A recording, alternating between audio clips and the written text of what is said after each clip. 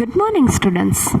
આજે આપણે ધોરણ 6 unit 1 wear var you know અભ્યાસ કરીશું. અભ્યાસ શરૂ કરીએ તેની પહેલાં ચલો એક રાઇમ ગાઈએ. There were 5 in a bed and the little one said roll over, roll over. So they all rolled over and one fell down. There were 4 in the bed and little one said roll over, roll over. So they all rolled over and one fell down. There were 3 in the bed and little one said roll over, roll over. So they all rolled over and one fell down. There were 2 in the bed and the little one said roll over, roll over. So they all rolled over and one fell down. There were 1 in a bed and the little one said good night. કાવ્યનો અભ્યાસ કર્યા બાદ બાળમિત્રો આપેલું ચિત્ર શાનું છે? આ ચિત્ર એક છોકરીનું છે. તેને ઇંગ્લિશમાં આપણે શું કહીશું? A girl. There is a girl. There એટલે ત્યાં, a girl એટલે છોકરી. તો બાળ મિત્રો અહીં ઇઝનું ગુજરાતી શું થયું? ઇઝ એટલે છે. There is a girl. ત્યાં એક છોકરી છે. આવી જ રીતે ગુજરાતીમાં વર્તમાન કાળ, જેને અંગ્રેજીમાં પ્રેઝન્ટ ટેન્સ કહેવામાં આવે છે. વર્તમાન કાળમાં દરેક વાક્યનો અંત છેથી થાય છે. છેનું ઇંગ્લિશ ઇઝ, એમ અને આર થાય છે. તો ઇઝ, એમ અને આર કોની સાથે શું જોડાય છે? ચલો તેનો વિસ્તૃત અભ્યાસ કરીએ. સિંગ્યુલર એટલે એક વચન, પ્લુરલ એટલે બહુવચન. ફર્સ્ટ પર્સન સિંગ્યુલર એટલે પહેલો પુરુષ એકવચનમાં સમાવેશ થાય છે આઈનો. આઈ સાથે હંમેશા એમ જોડાય છે, એટલે હું છું. ફર્સ્ટ પર્સન પ્લુરલમાં સમાવેશ થાય છે વીનો. વી સાથે હંમેશા આરનો ઉપયોગ થાય છે, એટલે અમે છીએ. સેકન્ડ પર્સન સિંગ્યુલરમાં યુ આવે છે. યુ સાથે આર જોડાય છે, એટલે તું છે. સેકન્ડ પર્સન પ્લુરલ એટલે બીજો પુરુષ બહુવચનમાં પણ યુનો ઉપયોગ થાય છે, પણ અહીં યુ એટલે તું નહીં પરંતુ તમે થાય છે. યુ સાથે પણ આર જોડાય છે, તમે છો.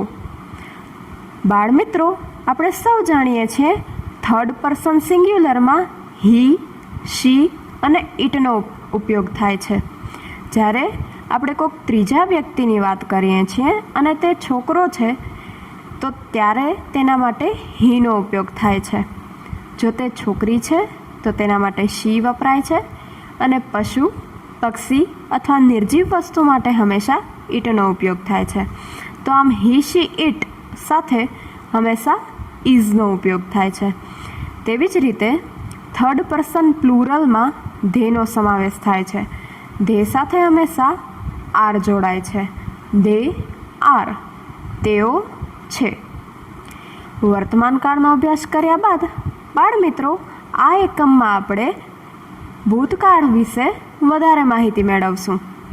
ભૂતકાળને ઇંગ્લિશમાં પાસ્ટ ટેન્સ કહેવામાં આવે છે. ગુજરાતીમાં ભૂતકાળમાં દરેક વાક્યનો અંત હતો, હતી કે હતુંથી થાય છે, અને તેનું ઇંગ્લિશ વોઝ અથવા વર થાય છે. વોઝ અને વર કોની સાથે શું જોડાય છે તેનો અભ્યાસ કરીએ તો આઈ સાથે વોઝ, વી સાથે વર. હું હતો, અમે હતા. યુ સાથે વર, યુ સાથે વર. તું હતો, તમે હતા. હી, શી, ઇટ સાથે વોઝનો ઉપયોગ થાય છે. તે હતો, તેણી હતી. ધે સાથે વરનો ઉપયોગ થાય છે. તેઓ હતા. વર્તમાન કાળ અને ભૂતકાળ વિશે માહિતી મેળવ્યા બાદ ચલો બાળમિત્રો આપણે એક વાર્તાનો અભ્યાસ કરીએ. વાર્તાનું નામ છે it was a cold day. It નિર્જીવ વસ્તુ માટે વપરાય છે. વોઝ વિશે આપણે હમણાં જ અભ્યાસ કર્યો. અ કોલ્ડ ડે. ડે એટલે દિવસ. દિવસ માટે કોલ્ડ નામનું એડજેક્ટિવ એટલે કે વિશેષણ વપરાણું છે. દિવસ પરંતુ કોલ્ડ એટલે કે ઠંડો. તે એક ઠંડો દિવસ હતો. Last year there was one really bad day. ગયા વર્ષે એક ખરેખર ખૂબ જ ખરાબ દિવસ હતો. It was Monday. તે સોમવાર હતો. Usually સામાન્ય રીતે there are about 25 students in my class. મારા ક્લાસમાં સામાન્ય રીતે 25 વિદ્યાર્થીઓ હોય છે. બાળમિત્રો, અહીં વર્તમાન કાળની વાત થઈ છે, તેથી આરનો ઉપયોગ થયો છે. બટ ધેટ ડે, પરંતુ તે દિવસે there were only 5 students. ત્યાં માત્ર 5 વિદ્યાર્થીઓ હતા. બાળમિત્રો, અહીંયા ભૂતકાળની વાત થઈ છે, તેથી આર નહીં પરંતુ વરનો ઉપયોગ થયો છે. It was really cold. ત્યારે ખૂબ જ ઠંડી હતી. It was raining a lot. ત્યારે ખૂબ જ વરસાદ પડી રહ્યો હતો. It was dark and grey outside. ત્યારે અંધારું અને રાખોડી રંગ બહારની તરફ જોવા મળ્યો. There was no sunshine. ત્યારે સૂર્ય તડકો બિલકુલ નહોતો. I think the students weren't at school because they were sick. મારા ખ્યાલ મુજબ બાળકો વિદ્યાલય નહોતા કારણ કે તેઓ બીમાર હતા. They were at home. તેઓ ઘરે હતા. Maybe they were in bed. કદાચ તેઓ પલંગમાં હશે. Mister Joshi is our teacher. Mister Joshi અમારા શિક્ષક છે. He is always at school. તે હંમેશા વિદ્યાલય હોય છે.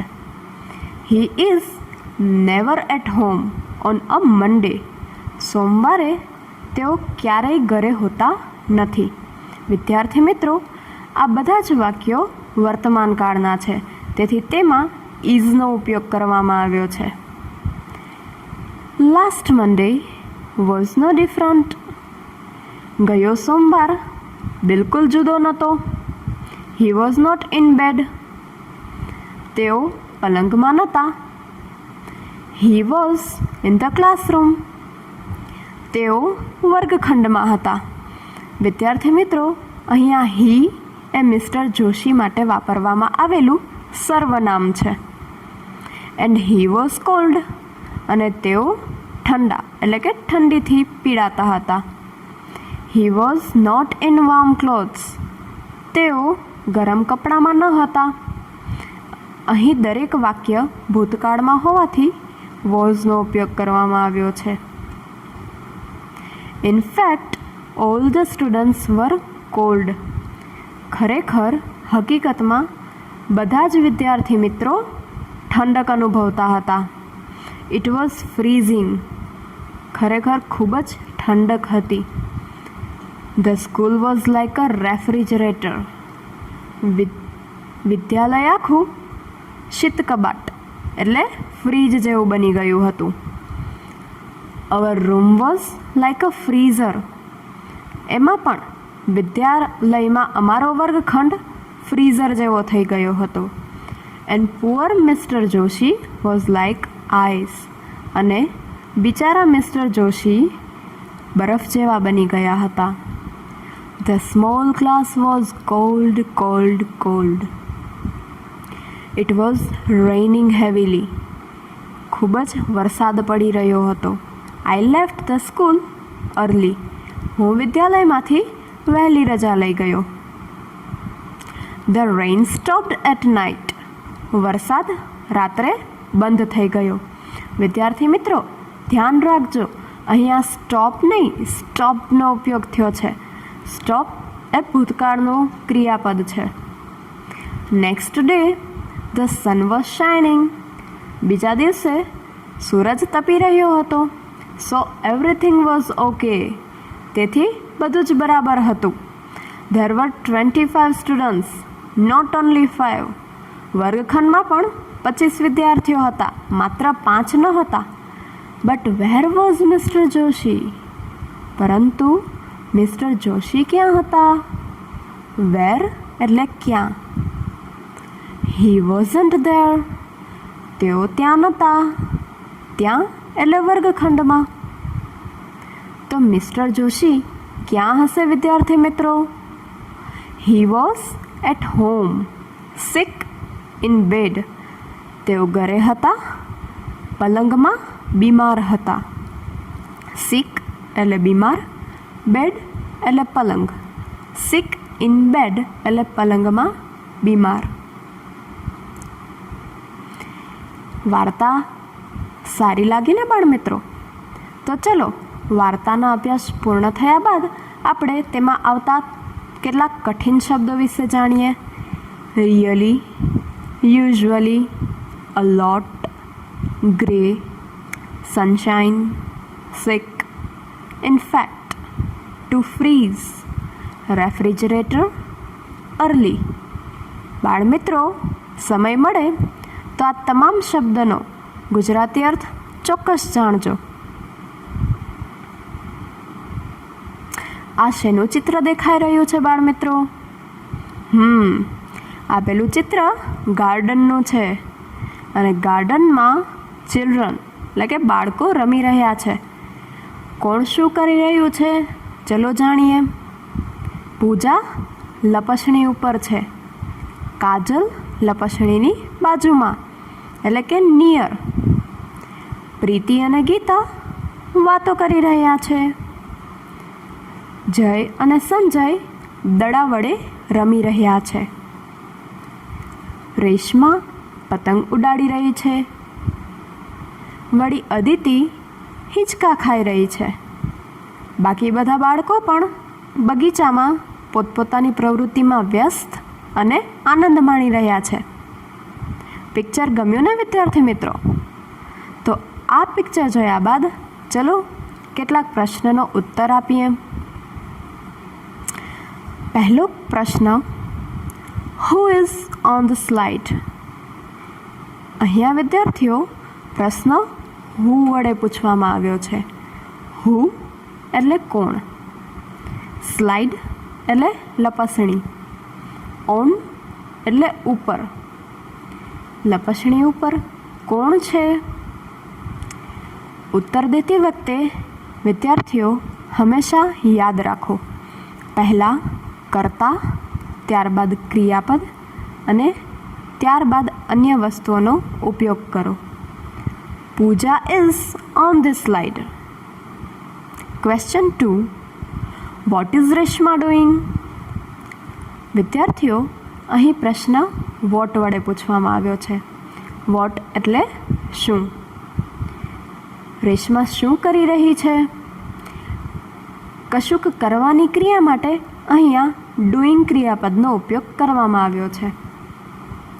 The answer is Reshma is flying a kite. Question 3, where is Aditi? અહીંયા વેર વડે પ્રશ્ન પૂછવામાં આવ્યો છે. વેર એટલે ક્યાં. તેનો સંબંધ જગ્યા સાથે છે. અદિતિ ક્યાં છે? ચિત્ર તો યાદ છે ને વિદ્યાર્થી મિત્રો? The answer is Aditi is on the swing. સંપૂર્ણ એકમના અભ્યાસ બાદ ચલો આપેલ કેટલાક શબ્દમાંથી આપણે ભૂતકાળના શબ્દ અને ક્રિયાપદો ગોતીએ.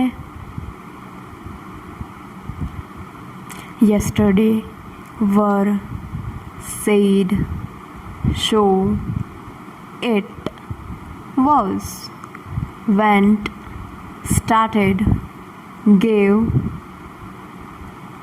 આપેલ તમામ શબ્દ ભૂતકાળના છે. Thank you.